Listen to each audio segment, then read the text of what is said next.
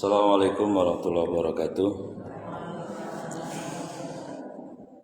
Bismillah, alhamdulillah, wassalatu wassalamu ala rasulillah wa ala alihi wa sahbihi wa man wala, la hawla wa la quwwata illa billah, amma ba'du. Bu Anis dan ibu-ibu yang Allah muliakan, mohon maaf saya menggantikan ini ya. Tadi di bel Bu Anis. Saya mau beli rengginang tadinya mah.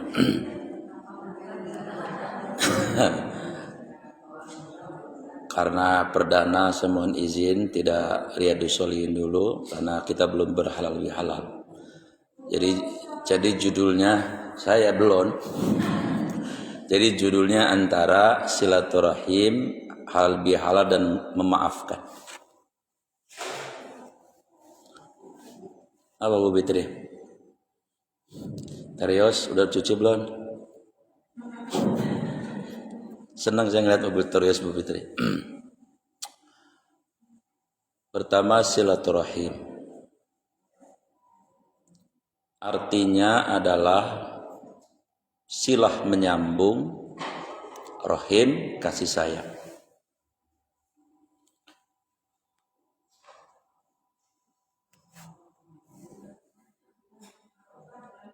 Silaturahim artinya silah menyambung, rahim kasih sayang.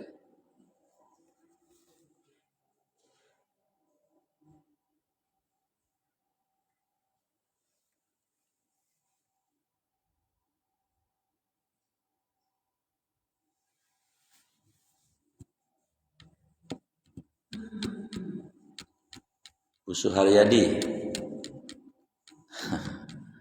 di belakang.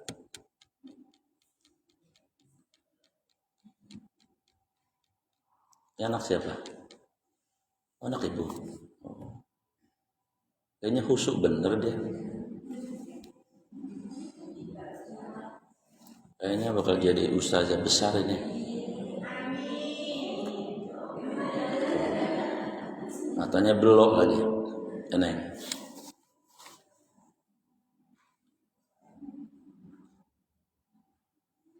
Silaturahim dianjurkan karena 5 alasan setidaknya. Silaturahim dianjurkan karena 5 alasan.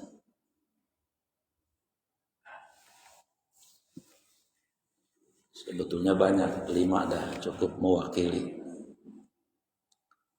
1, karena perintah Allah. Dalilnya surat 4 ayat 1. Yang bawa Android boleh buka. 4 An-Nisa ayat 1.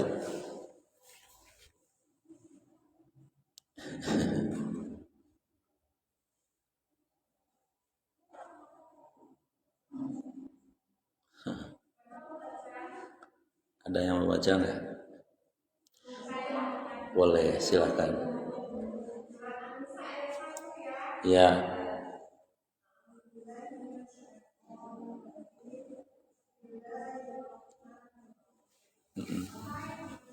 Baik manusia.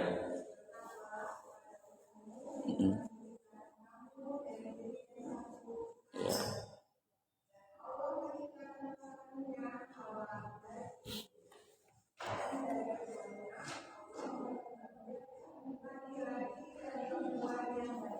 Ya.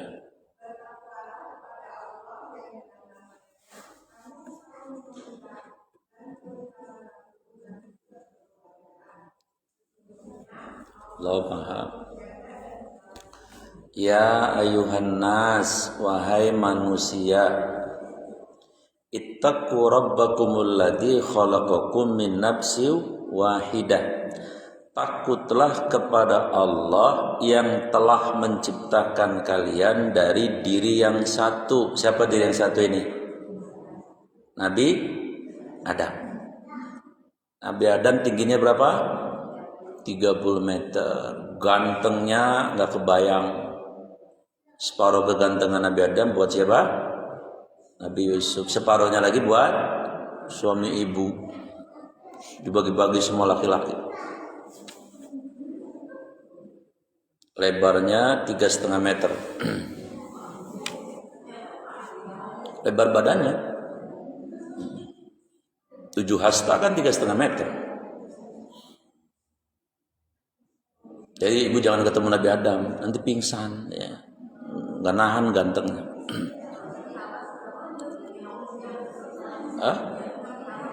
Sama.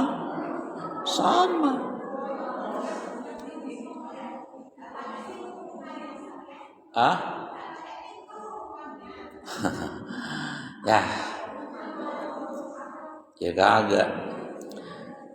Kemudian apa kata Allah? Wa khalaqa, dan Allah menciptakan minha, dari Adam itu, zaujah, seorang pasangan dari Nabi Adam, yaitu dari tulang rusuk yang sebelah kanan, sebelah atas yang paling bengkok. Ibu Hawa itu diciptakan dari itu. Ini pelajaran bahwa wanita itu tercipta dari tulang rusuk. Makanya laki-laki yang senior pasti ngerti tentang wanita. Kalau dipaksain patah, kalau didiemin baik bengkok, maka dilus-lus wudunya. Bawa ke pasar Ciledug sono, ajak ke ITC, seneng dia. Pelan-pelan. Namanya mama itu nggak ada salahnya, pasti harus selalu benar. Kata orang sono. Wa khalaqa minha zawjaha wa bassa minhuma rijalan katsira wa nisaa. Wa bassa minhuma, dan dari keduanya itu Allah perkembangbiakan rijalan, menjadi banyak laki-laki, wa nisaa, dan banyak perempuan. Sekarang sudah hampir 8 miliar. Ini juga pengertiannya, rijalan itu jamak dari rojulun, satu laki-laki, rojulaini, 2 laki-laki. Jamaknya yang banyak namanya rijal. Nisa itu jamak dari mar'atun, perempuan 1, mar'ataini, perempuan 2, nisa, perempuan banyak. Maksudnya naon? Maksudnya orang Islam anaknya minimal 3, itu maksudnya. Tambahin.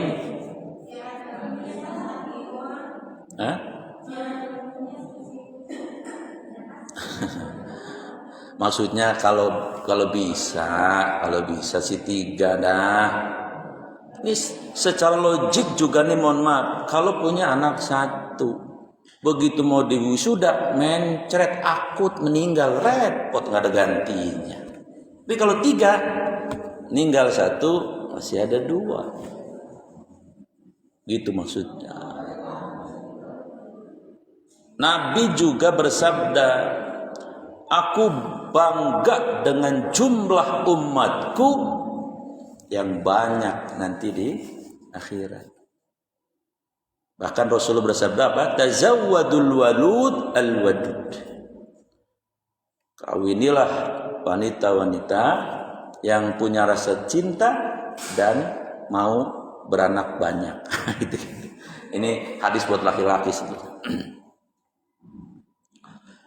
Jadi kalau punya anak itu jamak, berarti lebih dari 2, minimal 3 tadi. Apalagi yang perempuan, ibu punya anak perempuan 3, diasuh dengan baik sampai balik, sampai punya suami masing-masing, ibu dijamin surga walaupun sholatnya nggak hebat-hebat amat, dijamin itu, karena si anaknya udah jadi tameng nanti. Ini perempuan berapa, Neng? 1, 2 lagi dah, masih muda ya. Aruan mami mah udah stop ini. Udah berboden. Leilok Pajanas punya anak lagi, lucu amat. Kemudian apa? Rijalan katsiran wattaqullaha alladzi tasaaluna bihi. Dan bertakwalah kepada Allah lantaran kalian saling meminta satu dengan yang lain dengan nama Allah. Saling mengambil manfaat karena Allah. Kita kan bisa saling bermanfaat, itu kan Allah. Kita beli apa namanya itu ayamnya Suharyati, Ibu Suharyati itu sini. Ah? Siapa? Oh, Suhati. Saya ingatnya apa Suharyadi aja ini. Ya Suharti ya. Ya udah begitulah pokoknya. Nah. Ya kalau bunuh kecerdas ya cakep. Cakep. Tenang ada Bu Anis.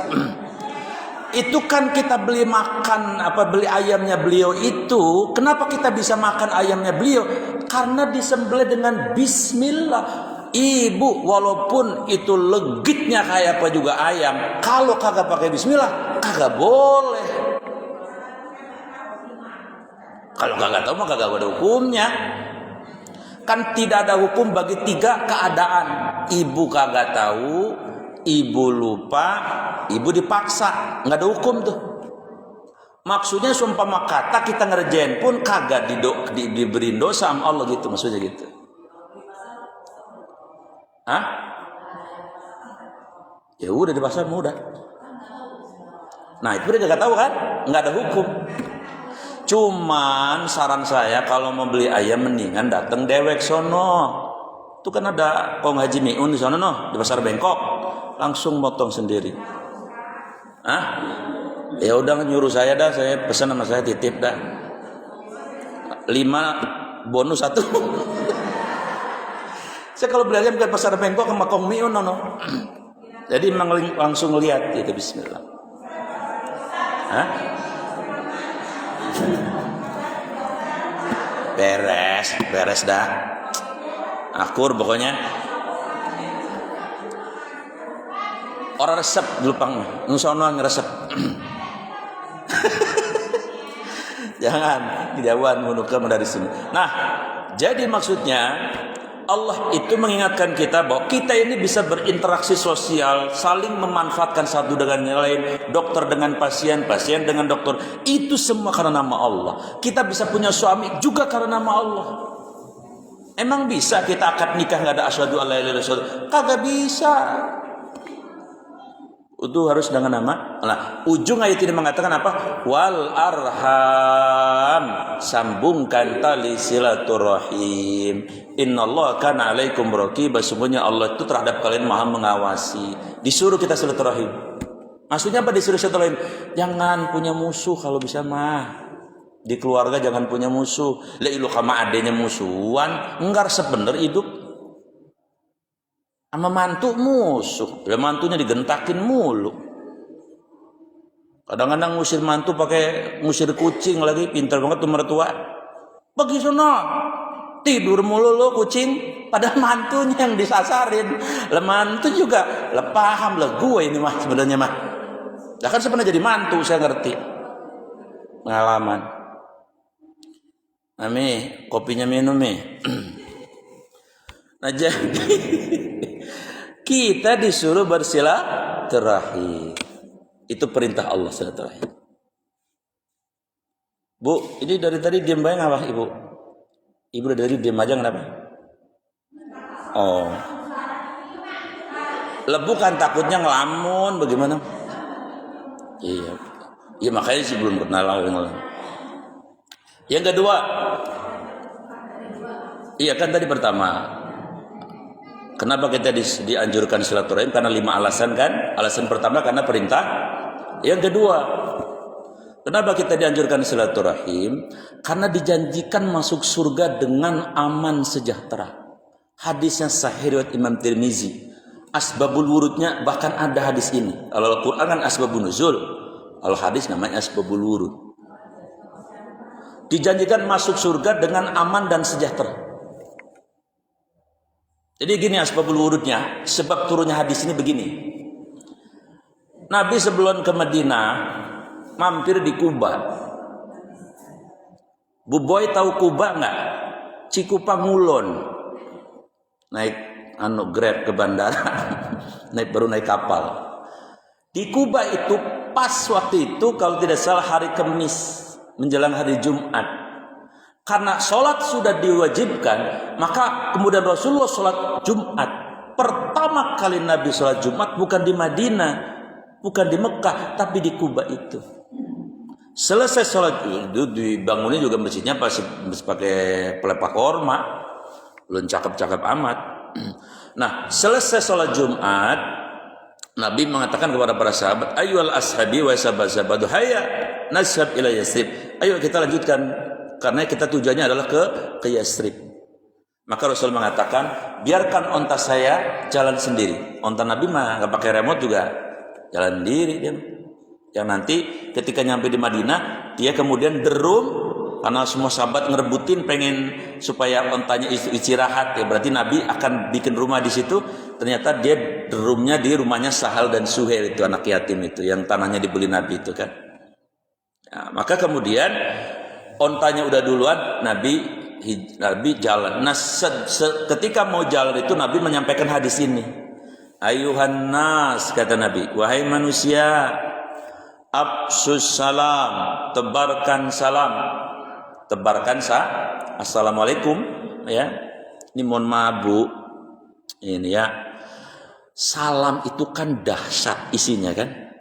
Saya salam sama Bu En. Assalamualaikum warahmatullahi wabarakatuh. Ya Allah, semoga Bu En dikarunia oleh Allah kasih sayang, rahmat, ya, keselamatan dunia akhirat, lahir batin, keberkahan. Itu dahsyat itu. Kalau yang nerimanya ngerti juga. Waalaikumsalam warahmatullahi wabarakatuh. Saya ingin nganjurin begini Bu. Tolong kalau masuk rumah sendiri salamnya yang serius. Walaupun kagak usah kenceng-kenceng. Karena ibu sedang mendoakan ibu sendiri dan keluarga ibu di rumah itu. Supaya kita selamat dunia akhirat, supaya kita diberkahi Allah, supaya kita dirahmati Allah. Bayangkan itu. Maka saya sedang belajar sekarang di rumah sendiri. Saya serius betul. Buka pintu, assalamualaikum. Sambil dari hati datangnya, bukan dari mulut. Ya Allah, selamatkanlah penghuni rumah ini. Ya termasuk doain sendiri dan anak istri saya. Warahmatullah, semoga penghuni rumah ini dirahmati Allah wa barakatuh, diberkahi. Saya tolong anjurin, tolong serius ya. Tapi jangan gegaokan, jangan kekencengan. Nanti tetangga, ini obatnya habis orang semua apa ya? Yang pelan aja, assalamualaikum. Tapi yang dari hati gitu maksudnya. Hah? Apa? Kamar apalagi? Cuman kamar mah suka lupa buat mah. Kamar mah emang buru-buru pengen ke kamar. Pengen rebahan kita. Rumah aja dah rumah. Ya syukur-syukur ke kamar dah. Kalau bisa mah minimal dari rumah. Karena itu doa luar biasa. Iya pintu rumah. Pintu rumah pagar. Iya belum ke rumahnya belum. Maksudnya udah rumahnya udah. Pagar mah di luar kan? Di pintu rumahnya. Bilang tamu. Situ Bang Iwan lagi ngopi gitu kan. Dengar salam Bu Devi kayak gitu langsung ngajak ke Ciledug. Bisa perhatian khususnya makanan. Itu perintah Nabi seperti itu. Wa'at imuta'. Nah yang ketiga ini wasilul arham. Sambungkan. Tempat adalah wasallul lail annasun niyam, salatlah malam ketika yang lain pada pules, pada tidur. Apa kata Nabi? Satadkhulu, kujaminkan kalian itu jika melakukan 4 ini. Jadi 4 itu kalau bisa dikerjain cakep banget itu. Dan kita bisa ngerjain itu insyaallah.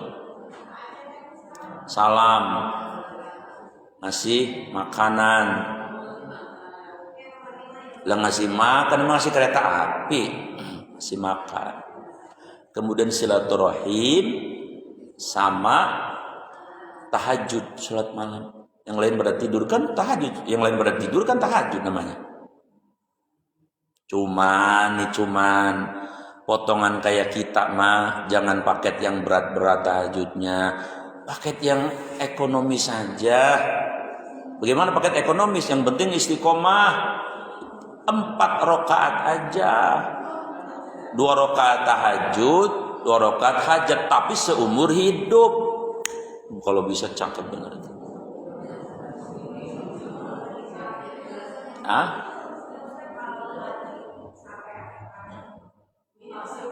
Kalau lupa atau ini besoknya dikodok,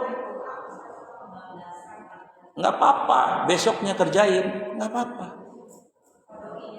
Iya, kodoin. Saya alhamdulillah belajar begitu. Pokoknya saya udah kontraknya sama Allah, usah seumur hidup gitu. Ya lagi kita kan kena uzur juga gak sering-sering amat kan, paling kalau digangguin sama laki, ibu mah paling kan, atau ada acara penting apa kan sekali dua kali. Maksudnya kalau umpama tiap malam bertahajud nih, satu malam kita karena ada uzur, misalnya ada saudara datang dari mana itu kita nggak bisa, paginya kerjain pas waktu duhanya.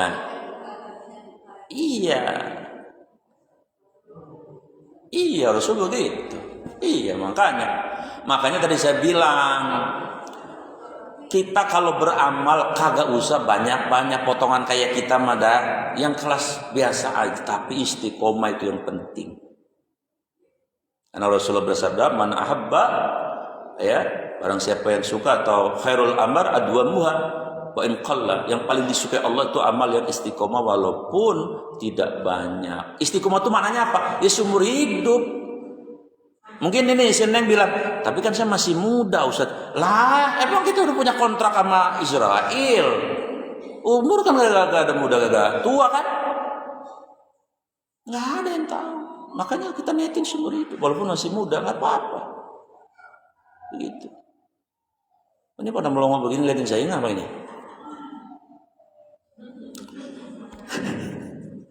Jadi yang kedua apa tadi? Yang pertama, karena silaturahmi itu perintah Allah. Yang kedua, karena dijanjiin apa tadi? Ya. Yang ketiga, udah tadi.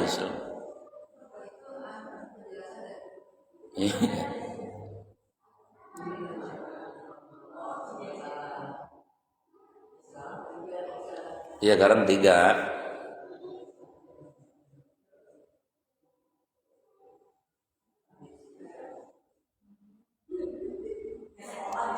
Oh no, baru datang iklan. Yang ketiga, kenapa silaturahmi dianjurin? Karena Allah menjanjikan rezekinya luas, umurnya panjang. Hadisnya Bukhari Muslim. Bunyinya begini, man siapa orang ahabba yang suka Ayub sapa lahu fi rizkihi, yang pengen rezekinya diluasin. Ingat, rezeki bukan cuma duit ya, rezeki itu apa saja. Wa yunsa lahu fi asarihi, dan pengen umurnya dipanjangin. Fal yasil rahimah, maka hendaklah sambungkan silaturahim. Tuh, kenapa silaturahim dianjurin? Karena itu, pertama rezekinya bakal diluas. Rezeki bukan hanya duit. Kata Profesor Asy-Sya'rawi dalam kitabnya Ar-Rizqu hiya ma istafazaz 'alan nas. Semua yang sudah bermanfaat buat kita itu namanya rezeki.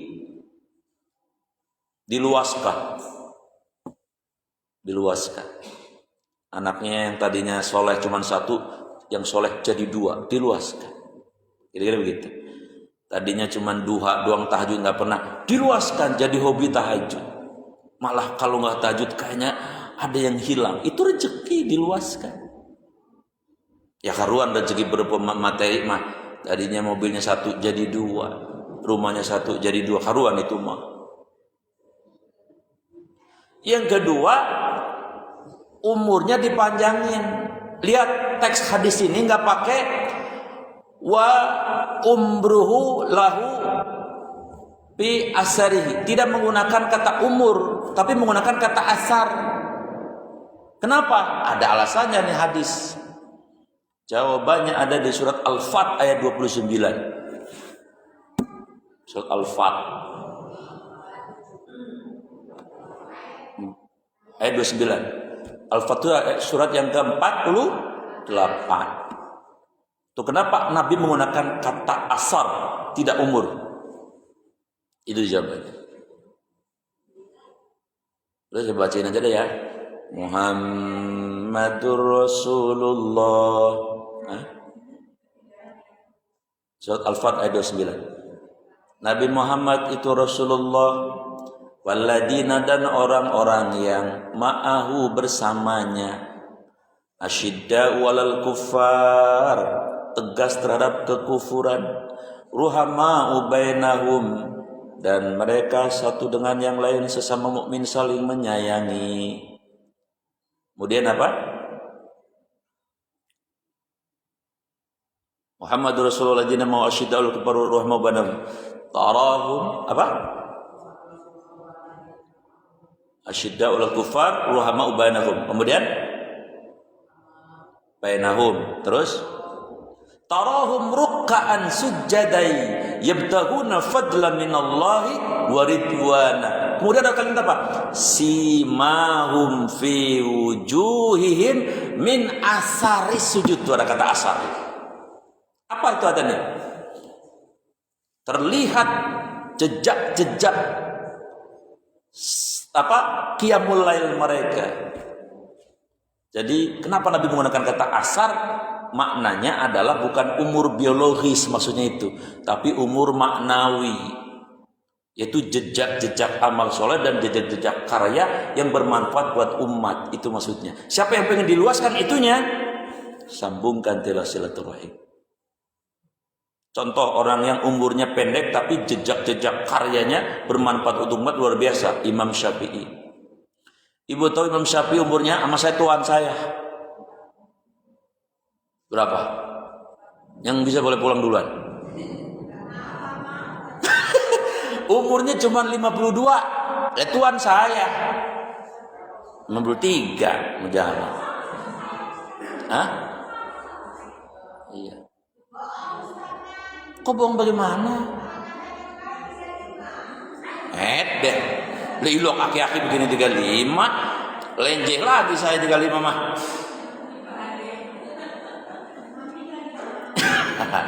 Mami mah kagak usah diomongin, udah cecak aja paham. Nah, Imam Syafi'i umur biologisnya 52, tapi umur maknawinya, umur jejak-jejak karya bermanfaat umatnya, ini kalau dijembrengin di asajadah belum cukup kitabnya. Saking topnya beliau itu. Sampai hari kiamat bahkan namanya beliau selalu dikenang. Karena beliau ulama fikih paling berpengaruh. Umur cuma 52, jejak-jejaknya luar biasa. Yang lebih spektakuler lagi Imam Nawawi. Ingat Imam Nawawi ada dua ya. Ada Imam Nawawi Ad-Damaskusi, ada Imam Nawawi Al-Bantani. Ini yang saya ingin sebut Imam Nawawi Ad-Damaskus. Damaskus itu apa? Dulu namanya Syam. Kalau sekarang 3 negara itu kan, Palestina, Syria, Libanon. UN kalau mau ke Libanon ke Batu Ceper dulu, ngetan dikit ya, naik kapal semua. Karangan Imam Nawawi itu banyak sekali, tapi yang paling banyak dipelajari Indonesia ya kitab Riyadhus Shalihin itu. Riyadhus Shalihin itu karya Imam Nawawi. Kemudian kitab Arba'in Nawawi, kitab 40 hadis itu karya beliau. Nah, kalau yang kedua namanya, nah tadi saya mau menyebut Imam Nawawi Ad-Damaskus itu umurnya cuma 45 tahun. Bahkan beliau belum sempat menikah. Tapi karyanya luar biasa. Nah, kalau Imam Nawawi Al-Bantani itu ininya pakai Ma'ruf Amin ya, wakil presiden ya. Itu memang usianya agak panjang 84. Beliau juga karyanya yang hebat-hebat ada 115. Tapi yang dikenal di pesantren, dulu waktu saya di pesantren belajar kitab namanya Nasoihul Ibad. Nah, jadi ini maksudnya, kalau pengen diluaskan ininya, maksudnya badan sudah di kuburan udah lama, tapi orang terus mengenang dia, terus dibacain Fatihah. Nah, kalau yang pakai kitab Riyadhus Shalihin ada 1 miliar orang Islam, Bayangkan tabungannya di akhirat. Dahsyatnya luar biasa. Itu enaknya jadi ulama di situ. Nggak usah jadi ulama dah. Enaknya jadi ustadz tuh di situ. Lah saya biar ustadz kelas cecerek kelas rengginang juga alhamdulillah berkah. Bener Bu. Semalam saya disuruh ngisi di sono di Gerah Bintaro. Dengerin dulu Pak Anies, buru-buru amat. Begitu selesai tausiah, kata panitianya, Ustadz doa. Nah, saya bilang, mohon maaf panitia, kalau di Jelupang mah kalau pakai doa beseknya 3, dibawain 3 wallahi. Bener sore tadi dibawain 3. Oh, no, masih ada. Nah, ini Ustadz kelas cecere begini aja apalagi ulang Ustadz kelas berat. Makanya mohon maaf apa yang saya sampaikan, saya mohon ibu amalin dah ya. Lah kalau ibu ngamalin saya dapat pahala, begitu maksudnya. Walaupun sederhana dah. Hah? Iya deh, buat siapa kek? Anak bisa. Buat pembantu juga boleh, ya, buat siapa aja. Iya. Asal jangan kasih sama kucing. Lah kucing mau bisa baca. Baik, tadi yang ke-3. Kenapa silaturahim itu dianjurkan? Karena umur kita bakal dipanjangin. Yang ke-4, hadis riwayat Bukhari ini. Kenapa silaturahim dianjurkan? Karena Rasulullah bersabda begini nih, mohon maaf nih ya. La sekali-kali tidak yadkhulu, pakainya fi'il mudhari'. Jadi bukan enggak sama sekali, tapi enggak dulu ditunda. La sekali-kali tidak yadkhulu, Allah masukkan al-jannata ke dalam surga qati'ur rahmi, orang yang memutus tali silaturahim. Bukan tidak masuk surga, tapi Allah tunda. Makanya dianjurin ya. Oh iya, itu kagak Allah masukin ke surga dulu. Iya. Begitu Bu Suharyadi. Itu putrinya kagak kemari lagi, yang orang TPRI. Bilangin dong. Baik ya, itu yang ke-4. Yang ke-5, kenapa silaturahim dianjurin? Karena silaturahim menyehatkan. Nih yang bisa boleh pulang nih. Badan Kesehatan Dunia namanya apa, Mami? Namanya apa, Mami? Hah? WHO. Boleh bisa dari pulang, bisa. Merekomendasikan orang disebut sehat kalau ada 6 kriteria. Ada 6 kriteria. 1, fisikal, badannya sehat. Apa ciri orang badannya sehat? Dokoh makan, gegares baik, gegayem, denginang setengah toples habis sih. Itu berarti dia sehat. Maksudnya enak makan. Itu ciri orang sehat badan. Kedua, enak bobo, berarti dia sehat badannya. Enak tidur. Tidurnya sampai ngoroknya sampai 3 lagu sih, lagu Gobles. Waktu saya di Mekah sekamar, lah ilah ini orang ngoroknya, ada irama gambusnya, luar biasa. 3, ciri orang sehat secara fisik apa? Enak buang. Kalau pagi buangnya lancar. Jangan coba-coba gagal lancar. Rasi bisa. Makanya banyak makan makan timun. Ayah, timun. Jangan broto wali dimnya makan. Kemudian fisikal ya, itu sehat secara fisik. Yang kedua, sehat intelektual. Sehat intelektual. Si rohaninya belum nyampe. Orang Indonesia rata-rata IQ-nya itu 90 sampai 120. Oh, Bu dokter tahu. Satu-satunya orang Indonesia yang IQ-nya 200 Pak Habibie. Bahkan Einstein ternyata IQ-nya cuma 160. Neng tahu itu? Dari mana tahunya? Oh, baca-baca saya. Tahu. 160. Saya dulu kalau nggak salah, waktu dulu kan kalau mau ke SMA kelas 2 ada penjurusan kan tes EQ dulu. Kalau A1 fisika itu biasanya 100 lebih itu EQ-nya. Nah, kalau A2 dulu namanya jurusan biologi. Nah, kalau A3 IPS. Nah, saya dulu blow on kagak, pinter kagak. Jadi masuknya ke biologi.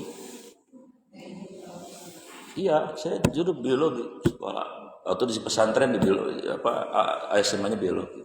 Makanya bangsa zigot, bangsa kromosom, insya Allah masih ngerti dah ya. Seputar kandungan juga ada ngertian lah, dikit. Nah, EQ itu ciri orang yang sehat. Ya. Yang ketiga, ciri orang sehat itu adalah sehat secara emosional.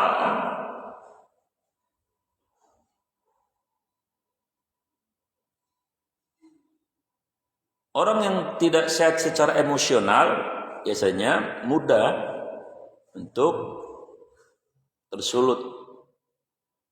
Ya. Dan Rasul pesannya apa? La takdob, walakal jannah. Tahanlah marah karena Allah, tahan marah karena Allah, nanti kamu dapat surga. Surga dunia stabilitas temperatur batin dan surga akhirat. Sebab kalau tidak diatur ini, efeknya yang nggak enak. Ada anak muda pacarnya diganggu, lalu yang ganggu dianiaya sampai koma kan? Nganiayanya paling berapa menit, tapi dia dihukum bisa jadi di atas 10 tahun. Itu karena tidak memanage, punya pistol, bininya diganggu. Ketika dia marah, anak buahnya disuruh mengeksekusi, suruh nembak. Ditembak tuh nganggu bininya, jeger, mati. Apa yang terjadi? Dia dituntut mati, dia kesian. Bininya dituntut 20 tahun. Anak punya anak kecil. Pan waktu nembak cuma berapa menit gara-gara marah ya. Itu. Makanya orang sehat itu adalah yang mampu memanage marah. Yang keempat, ciri orang sehat itu adalah sehat ya secara finansial. Hidupnya tidak menggantung kepada makhluk. Nyusahin, kalau jadi mantu nyusahin mertua. Madang doyan sampai mindo, kerja ogah. Mantu nyebelin begitu. Kan jadi saya bilang saya pengalaman jadi mantu. Pendaringan abis. Mantu ngejogrok bae orang mingser-mingser. Nyebelin amat ini. Ya tahu udah salah apa kagaknya mah. Jadi sehat secara finansial. Ana yadul ulya khairun min yadis. Tangan di atas lebih baik dari tangan. Nah, kemudian yang kelima, orang disebut sehat kata WA itu adalah sehat secara spiritual. Indikator orang sehat secara spiritual dua yang paling penting. Apa itu? Satu, dekat sama Allah. Itu indikatornya orang sehat secara spiritual. Kalau orang udah dekat sama Allah, dalam all position, segala posisi yang penting dekat, enak. Orang kaya yang dekat sama Allah dermawan, betul nggak? Orang kismin, belangsak, miskin dekat sama Allah sabar. Toh dunia cuma setetes. Maaf, orang cantik dekat sama Allah bersyukur. Kagak lenje, jantrak jentrik baik, ada rider baik, tebar pesona, biar kucing naksir. Sebaliknya orang jelek tapi dekat sama Allah, kagak minder. Apa urusannya? Saya nggak pesen kok wajahnya begini, Allah yang ngasih. Biasa aja. Hah? Pede aja. Udah tua, deket sama Allah, enak. Begitu ngaca, wow. Mami kalau ngaca gimana, Mi? Wow. Ah? Lah kadang-kadang kita gak sadar sama umur. Rupanya udah beda. Orang muda dekat sama Allah juga enak. Lagunya nggak ada orang semenggah. Jadi maksudnya orang spiritualnya set itu yang penting dekat sama Allah. Rumahnya jauh, datang ngaji, dekat sama Allah. Lah kalau kagak dekat, enak aja gua datang ke sono. Lah tensi amat gitu. Tapi karena dekat sama Allah, jauh juga datang karena tahu sekali kita ngaji pahalanya jihad ilmu yang sempurna itu lebih mahal dari dunia dan seluruh isinya. Dokter dekat sama Allah, mantap. Ui. Kalau dokter dekat sama Allah enak. Kata pasiennya, Bu dokter, maaf ya, ini cuma 25.000 saya bawa duitnya. Nih, bawa sana. Nih obatnya, bawa. Tapi gimana nih bayarnya? Udah ikhlas. Dokter dekat sama Allah. Lah kalau kagak dekat sama Allah, apa lu kata 25? Gua sekolah mahal. Wah, begitu di situ. Kalau dekat sama Allah ya. Kalau dekat sama Allah mah dulu bawa aja sana. Udah, nanti Allah yang gitu. Betul? Mertua dekat sama Allah enak. Mantu masih tidur bikinin kopi. Tapi ada apa kagak? Pertanyaannya yang kayak gitu. Jadi dupakin mantunya. Jadi semua posisi enak kalau dekat sama Allah. Makanya apa? Arti Robbana atina fid dunya hasanah. Ya Allah karuniakan kepadaku dunia yang hasan itu artinya dekat. Nah, kemudian spiritualitas itu ciri indikatornya orang disuruh sebut saya betul. Yang kedua nih, apa itu? Ikhlas. Al-An'am 162. Sesungguhnya sholat saya, ya Allah, ibadah saya, hidup saya, mati saya karena Allah. Enak kalau begitu. Bu Depi masak seblak. Gak bisa. Yang bisa Pak, Bu Anes yang bisa. Katakanlah yang gampang nasi goreng. Bang Iwannya belum pulang. Itu nasi goreng betul-betul spesial. Karena dicari resepnya di internet, tetek bengek dah pokoknya luar biasa. Sampai keringet kembun-bunan. Diharapkan nanti begitu pulang Bang Iwan, lagi diomongin sini apa ngeliat? Begini. Begitu Bang Iwan pulang nyicipin bagaimana Bang? Masya Allah. Ini nasi goreng sepamat. Pura-pura 2 jempol. Lingging aku juga kagak. Kalau kagak ikhlas nyesek. Tapi kalau ya nggak apa-apa. Saya kan disuruh Allah berbuat yang terbaik buat suami. Urusan suami muji kagak muji urusan dia. Itu begitu. Itu sehat tuh maksudnya. Tapi yang kayak gitu kan agak-agak susah, makanya kudu dilatih. Ini kayaknya nggak bersetuju. Ini yang poin ini nih. Udah ngerasa kayaknya ya. Ya syukur kalau ngerasa mah. Nah yang keenam, orang disebut sehat kata WHO adalah tadi sehat secara sosial. Apa sih indikatornya orang sehat secara sosial? Mau menerima kelebihan dan kekurangan orang lain.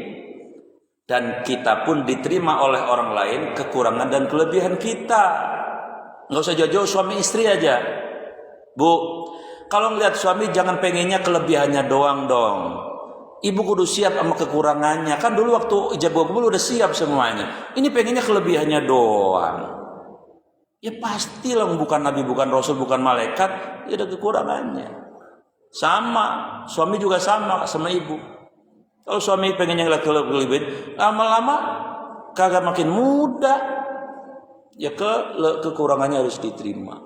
Nah orang yang secara sosial itu seperti itu, dia diterima, mau menerima, kira-kira begitu. Baik, jadi itu ya. kenapa silaturahim dianjurkan? 5 alasannya. Nah, sekarang 2 poin lagi, satu poin ini singkat aja. Halal bihalal. Secara bahasa artinya halal itu saling melepas. Ada di surat Toha. Surat Toha itu surat 20 ayat 25 sampai 28. Itu doanya Nabi Musa. Surat 20, surat Toha. Ayat 25 28.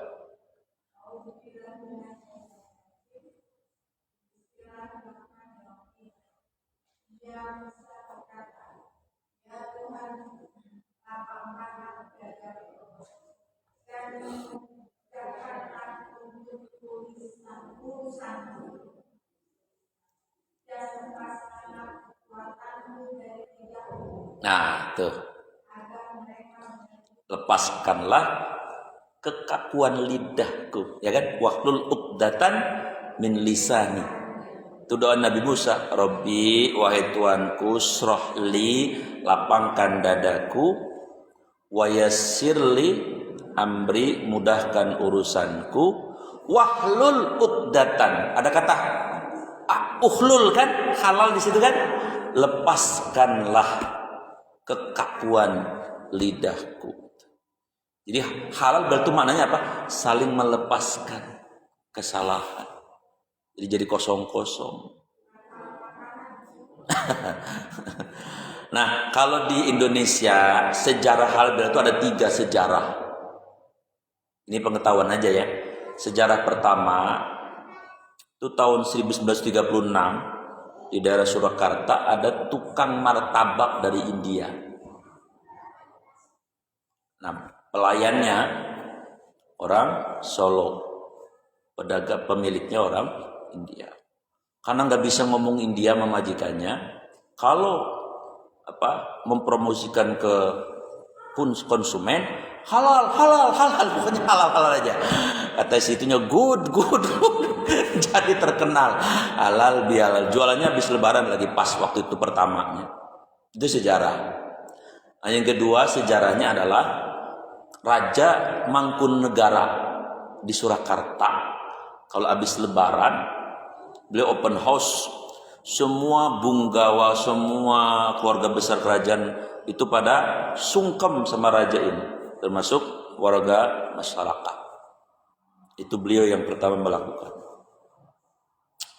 Jadi sejarah kerajaan Surakarta. Nah, yang ketiga ini yang paling disepakati tentang sejarah bela itu tahun 48 atas inisiatif Pak Soekarno ingin menyatukan semua tokoh politik, ya, dikumpulkan jadi satu, baik yang komunis, yang Islam, yang nasionalis. Maka beliau minta nasihat kepada Kiai Wahab Hasbullah, tokoh ulama NU. Lalu beliau mengatakan, Pak Soekarno, Pak Presiden, undang saja dengan acara halal bihalal supaya saling menghalalkan, dan kemudian dilaksanakan. Maka sejak saat itu istana mengadakan namanya halal bihalal. Nah, baik, ini poin kedua selesai. Sekarang tinggal poin ketiga. Memaafkan, dasarnya di surat Al-Imran 133 dan 134. 133 sampai 134.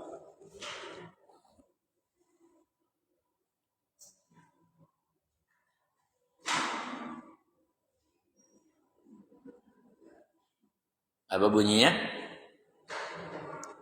Dan bersegeralah kepada ampunan Allah dan kepada surga yang seluas langit dan bumi yang disediakan bagi orang-orang yang bertakwa. Siapa orang yang bertakwa? Ya di situ dijelaskan 3-4-nya, ya 3-4-nya. Yaitu orang-orang yang senantiasa berinfak baik dalam keadaan lapang maupun sempit, kaya maupun miskin. Kemudian dia menahan marah dan dia memaafkan manusia. Allah suka kepada orang yang berbuat kebaikan. Jadi memaafkan itu adalah ciri utama orang yang bertakwa yang dijanjikan surga. Memaafkan enak apa enggak Ustaz? Kagak enak. Orang memaafkan kan kagak enak pisan. Enak aja dia minta maaf. Gua enak sama dia. 7 turunan gua gak maafin. Gitu kadang-kadang. Bang Toib aja udah pulang. Nah, supaya memaafkan enak, caranya bagaimana? Sederhana saja. Caranya, saya memaafkan dia karena Allah memerintahkan saya. Itu saja. Kalau enggak Allah memerintahkan, ogah banget sama maafin dia. Yang kedua, orang memaafkan itu ternyata kedudukannya tinggi luar biasa. Walaupun, maaf, kalau mau memaafkan begini, ada prosesnya. Saya sih udah maafin di hati, tapi gue nggak mau ketemu sama dia. Itu boleh, nggak apa-apa. Yang penting hati dulu. Kalau lama-lama juga cair, gitu maksudnya. Ini dulu kuncinya di hati. Ya, biar kita sewot kayak apa sama dia, gedeg sama dia, hati saya maafin. Dan argumennya harus itu. Aku memaafkan dia karena Allah. Kalau bukan karena Allah, ogah banget. Kira-kira begitu. Ingat Nabi Yusuf, kurang apa dizolimin sama abang-abangnya? Ya, dicemplungin ke sumur. Kemudian dijadikan budak bertahun-tahun luar biasa. Ya. Kemudian difitnah, dipenjara luar biasa. Tapi ketika abang-abangnya datang minta bantuan karena waktu itu lagi krisis di Palestina, di Mesir pemimpinnya beliau, bendahara negaranya, Nabi Yusuf karena Rasul tahu itu abang-abang yang dulu menzalimi luar biasa, mau membunuhnya, yang nyemplungin ke sumur. Apa Nabi Yusuf bilang, lu ya bang, gua toyor lu dulu nyemplungin gua? Enggak ada. Nabi Yusuf tahu itu abangnya. Dia memaafkan. Kenapa? Karena Allah, kata Nabi Yusuf. Ya kalau bukan karena Allah, maka kita juga ogah maafin. Kira-kira gitu ya. Makanya kemarin waktu puasa Bu, ketika kita malam ganjil, bayangkan Nabi ngajarin kalau di malam ganjil maka banyak baca doa Allahumma innaka afun karim tuhibbul afwa fa'fu anni. Allahumma ya Allah, innaka sesungguhnya engkau afun, maha pemaaf, karim, maha mulia, tuhibbul afwa, dan engkau menyintai pemaafan itu. Fa'fu anni, maafkan saya. Bayangkan itu. Dan arti memaafkan itu, afu itu maknanya apa? Menghapus tanpa jejak. Maksudnya begini, kita kalau udah maafin orang jangan pakai dicicil, maksudnya jangan disisain, maksudnya gitu. Udah 100% aja dilepasin, nanti lega. Malah kalau disisain malah rada-rada nyesek, udah beli bodrek mulu. Dilepasin aja udah. Nanti Allah ganti isi hati kita dengan spiritualitas tadi. Memang sih gak enak pasti. Apalagi dia lebih muda dari kita, enak baik. Siapa lu? Waduh, kalau mikirin itu mah iya. Tapi sudahlah karena Allah. Baik, jadi kesimpulannya ibu-ibu yang Allah muliakan, silaturahim halal bihalal, memaafkan itu paket. Eta keneh, itu juga maknanya. Maka intinya adalah kalau kita mau jadi manusia yang mulia di mata Allah, mulia di mata para malaikat, maka kita mau melakukan 3 hal tadi. Menyambung tali kasih sayang, melepaskan kesalahan, kemarahan, dan yang terakhir mau memaafkan. Sebelum saya tutup dengan doa. Mungkin ada pertanyaan bebas apa saja silakan kalau ada. Kalau ada.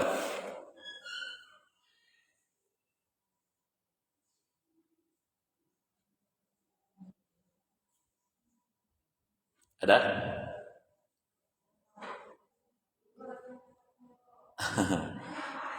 Apa aja? Asal jangan nanya telur sekilo sekarang 34 ya. Iya, di tetangga saya 34. Saya kemarin beli. Bener. Menjual segilang tetangga saya. Telur mahal bener telur.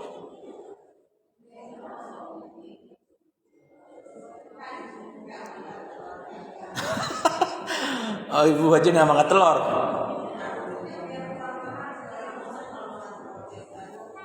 Iya. Iya, bosan juga kalau kebanyakan. Baik, karena kelihatannya eueuh keneh, mari kita tutup pertemuan dengan doa saja. Bismillahirrahmanirrahim. Alhamdulillahirabbil alamin. Allahumma shalli ala sayyidina Muhammad wa ala alihi wa sahbihi ajmain.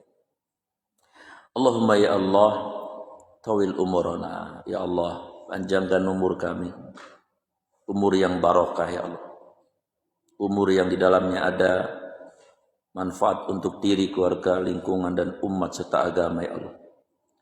Sahih ajzadana, sehatkan ya Rabb lahir dan batin kami ya Allah, sehatkan jasmani dan rohani kami ya Allah. Wanawir kulubana ya Allah, sinari ya Rabb hati-hati kami dengan ayat-ayat-Mu ya Allah, dengan rahmat-Mu ya Allah.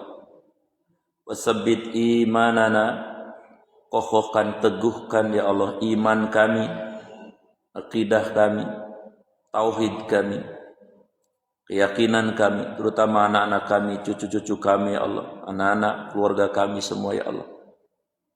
Wasi arzaqona ya Rabb, luaskan rezeki kami, rezeki yang berkah ya Allah, yang halal. Wahsin a'malana, ya Allah perbaikilah amal-amal kami, baik secara jumlah maupun keikhlasan. Waqti wa ilal khairi qaribna, dan atas kebaikan dekatkan kami, agar kami mencintai kebaikan itu ya Allah. Wa ani syarri abidna, dan atas keburukan jauhkan kami, agar kami membenci semua keburukan ya Allah yang dihembuskan syaitan dan hawa nafsu kami. Allahumma ighfir lana ya Allah, ampuni kami ya Rabb, ampuni dosa ibu kami ya Allah, ampuni dosa ayah kami ya Allah, baik yang sudah wafat maupun yang masih hidup ya Allah.